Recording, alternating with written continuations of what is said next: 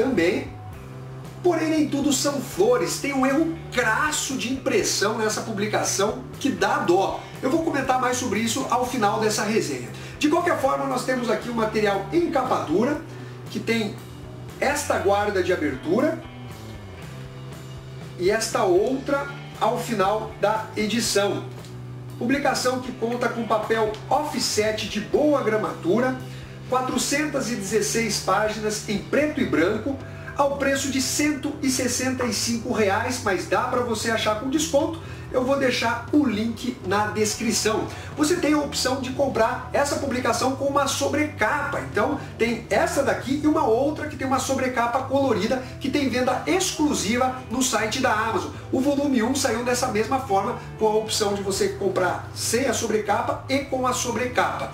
Eu já resenhei o volume 1 da biblioteca Will Eisner, serão apenas 2 volumes dessas séries compiladas de histórias desse grande gênio dos quadrinhos. E eu realmente adoro o trabalho do Will Eisner. Eu costumo compará-lo com o Osamu Tezuka, que é outro gênio, né? Mas dos mangás. Eu acredito que eles têm muitas semelhanças na hora de narrar a história. Eles contam histórias complexas, mas de maneira simples.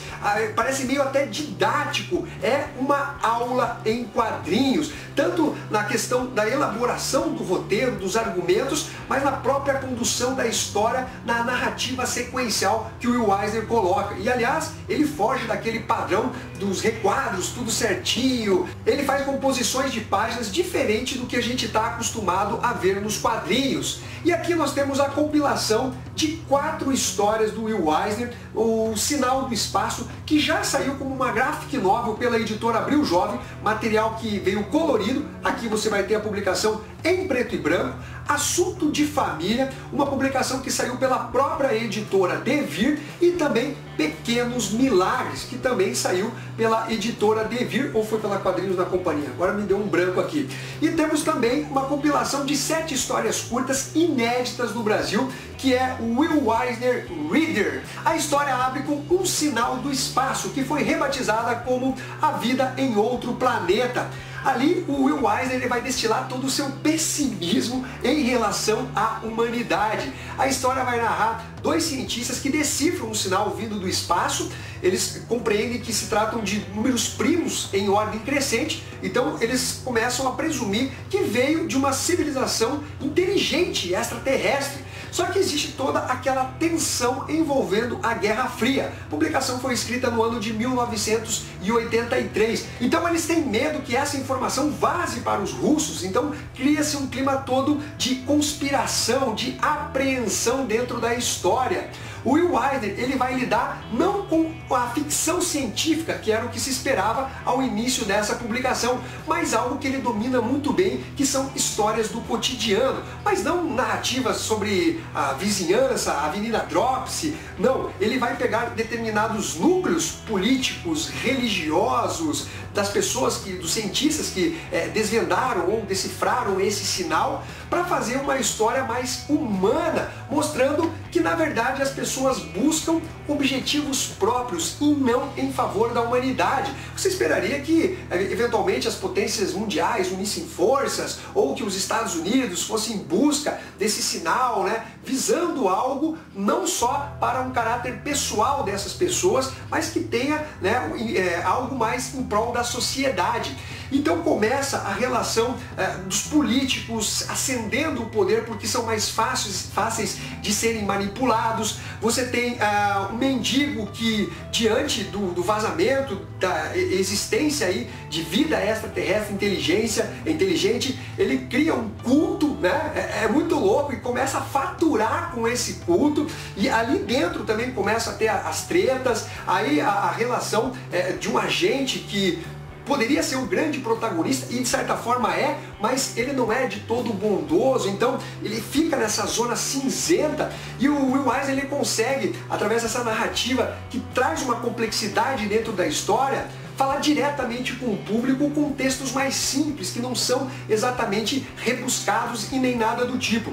Essa história de abertura ela é realmente muito boa, mas foge de um aspecto mais cotidiano comum que a gente vê em outras obras do Will Eisner. Depois nós teremos 7 histórias de Curtiço, publicação inédita no Brasil, que vai ter histórias curtas. A primeira delas, e que não é tão curta assim, foi a que mais me agradou, que vai narrar a história de um senhor de 70 anos, que trabalhou muito, construiu um patrimônio, não chega a ser um cara milionário, mas é um patrimônio suficiente para chamar a atenção dos herdeiros. A filha dele casou com um cara, sabe, vagabundo, bon vivant, que quer viver às custas da própria mulher. E ele deixa muito claro que está com ela só por conta da herança. Então aí você começa já a perceber a fragilidade dessa moça, a dependência afetiva que ela tem em relação a esse cara. E a história, ela vai sendo conduzida através de algumas coincidências. Eles estão planejando que o velho morra de alguma forma. Só que o mundo dá voltas e eu achei muito interessante essa história, porque realmente talvez sirva como lição para essas pessoas que crescem os olhos, né, com relação a heranças. Realmente uma grande história. Uma outra história que me chamou a atenção dentro dessas 7 histórias de Curtiço foi o Tiro Tardio, que vai contar a história de um matador de aluguel, sabe aquele lance de famílias rivais, mafiosas. Ele é contratado para matar alguém da família rival e ele não consegue. Passam-se anos e anos, aí décadas, ele já está velhinho, quando numa conversa com um determinado senhor, ele descobre que era a pessoa que ele deveria matar. Então ele liga para o filho, né, de quem contratou ele e fala, olha, achei o cara e eu não deixo o contrato sem cumprir. Então você vai me pagar para eu dar um fim no cara e eu vou dar um fim nele. E aí começa aquelas arapucas, armadilhas para dar um fim no rival ali, em quem ele havia sido contratado para matar. Uma história que tem ali uma reviravolta muito interessante. O Will Eisner, ele consegue colocar um humor mais irônico dentro da publicação, coisa que não é fácil de fazer. Seguindo, nós temos Assunto de Família, que traz à baila novamente o tema da herança, ou a ganância pela herança. Um senhor que está prestes a completar 90 anos de idade, ele sofreu um derrame, está muito debilitado, numa cadeira de rodas, não se mexe, não anda, não fala, ele a princípio consegue escutar, então ele tem uma percepção consciente do que se passa ao seu redor. A filha, que é mais próxima dele, cuida desse senhor, ela acaba chamando os irmãos, né, para confraternizar em comemoração a esses 90 anos de vida do pai.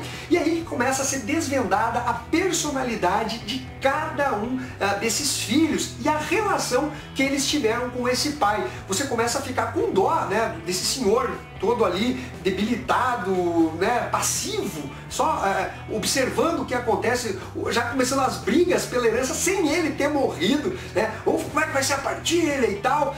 E a história, ela é construída de forma a mostrar como ele lidava com cada um desses filhos através de flashbacks. Então você vê que as coisas não são 8 ou 80, nem todo mundo é completamente bom. E mesmo essas pessoas, quando elas estão, né, num estado mais fraco, de uma imagem de fragilidade, isso não quer dizer que elas não tenham feito algo de ruim no passado. Então essa relação que ele consegue construir no âmbito familiar realmente é uma habilidade do Will Eisner em colocar o cotidiano das pessoas e mostrando não só o lado bom delas, mas também aquele lado mais podre, né? Algo que você se sente incomodado quando está lendo a publicação. E o final da história é bem bacana, inteligente e tem tudo a ver com a construção feita dentro da história. Realmente o Will Eisner aí dá uma aula em quadrinhos. Finalizando a publicação, nós temos Pequenos Milagres com 4 histórias e todas muito boas.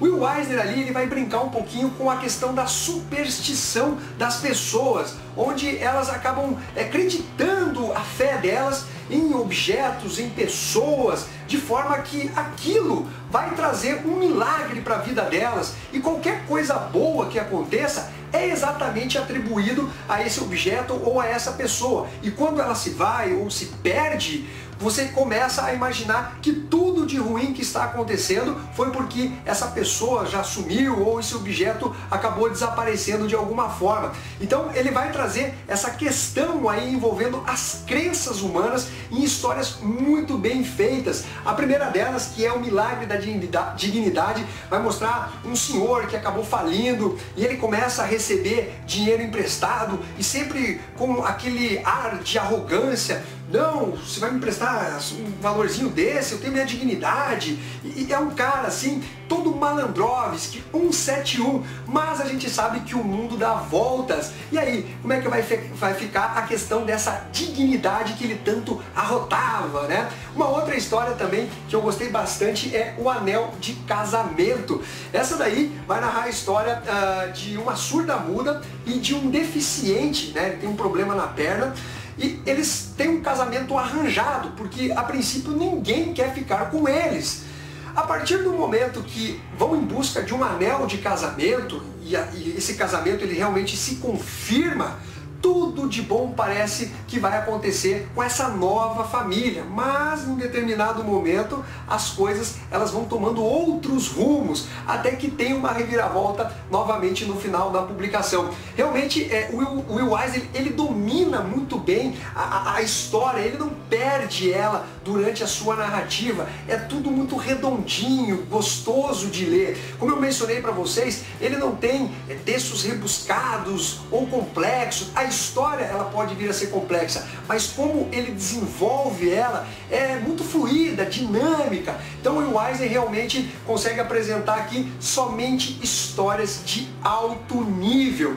Realmente uma publicação que vale a pena você ter na sua estante, mas fica aqui a ressalva dos problemas gráficos apresentados nessa publicação em diversas páginas. E segundo a editora Devir, explicando esses problemas de impressão, realmente parece um xerox em algumas páginas, embaçado, não tem uma definição da arte, né, dos traços do Will Eisner, e realmente prejudica o trabalho artístico desse grande mestre, foi porque eles não tiveram acesso aos arquivos digitais mais recentes, né, que remasterizaram a obra do Will Eisner. Mas eu particularmente não acho essa uma justificativa válida. A editora Devir então deveria ter segurado essa publicação, corrido atrás ou fazer um tratamento dessas páginas, porque é realmente lamentável, né, ver um trabalho de um grande mestre dos quadrinhos, né, com esses desenhos aí, essas páginas mal impressas. Se o Will Eisner tivesse Twitter, né, não fosse falecido, com certeza essa bronca chegaria para ele, assim como chegou com o Neil Gaiman. Então, por esse aspecto, foi um ponto negativo aí da editora Devir, ainda que o conteúdo da obra do Will Eisner realmente vale a pena.